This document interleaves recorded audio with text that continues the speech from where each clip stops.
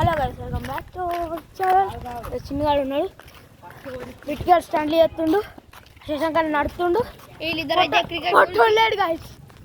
పొట్టోడు లేడు. ఎటు పోయిందంటే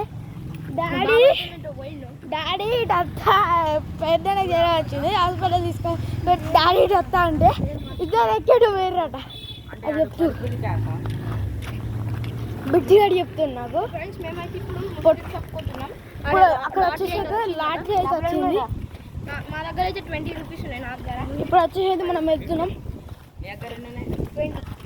ఇప్పుడు వచ్చేసి మనం అయితే వెళ్తున్నాం. ఇప్పుడు అక్కడికి పోయి లాటరీకి ఏమవుతుందో అది తీసుకొని రావాలి.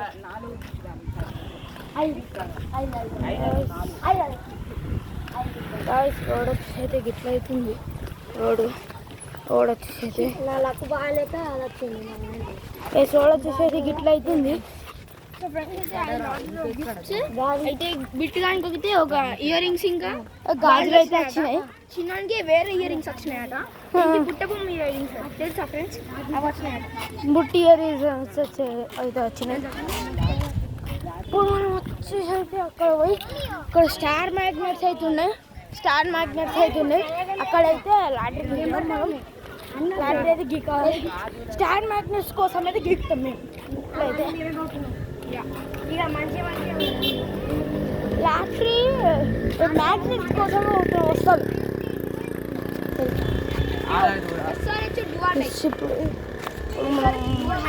గ్యాస్ అక్కడ వచ్చేసేది షాప్.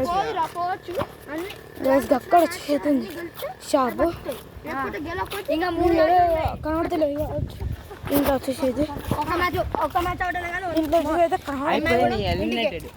సో వచ్చేసైతే అంతా క్లీన్ చేశారు.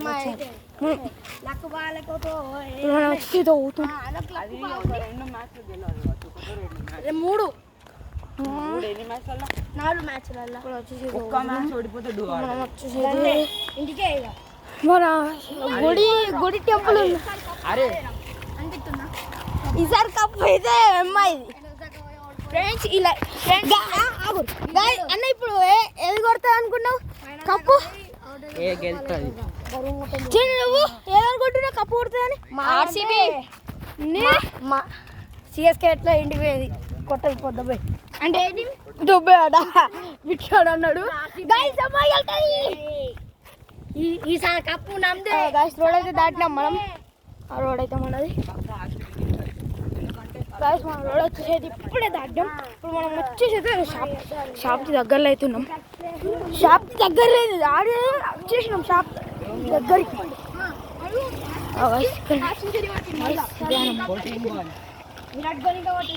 ఇదేనమాట.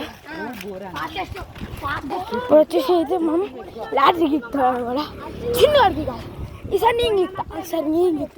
బ్రో ఈసారి నేను గిక్తా బ్రో ఈసారి నేను గిక్తా.